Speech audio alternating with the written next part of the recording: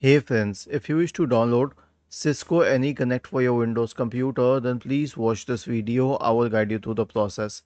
Do not follow other guides on the internet. They are wrong. All you need to do is search for store in the Windows search bar and then open the Microsoft Store. And then you can search for Cisco here. Go to AnyConnect. Make sure that the logo is correct and it mentions Cisco systems here. Click on Get. Okay, and then I'll also click on Cisco systems to know that I am using the right one.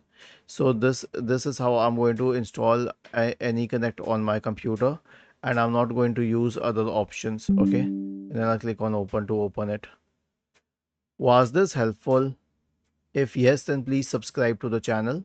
If not, then let us know in the comment section of the video on how we could help you further. Thank you for watching this video and have a nice day.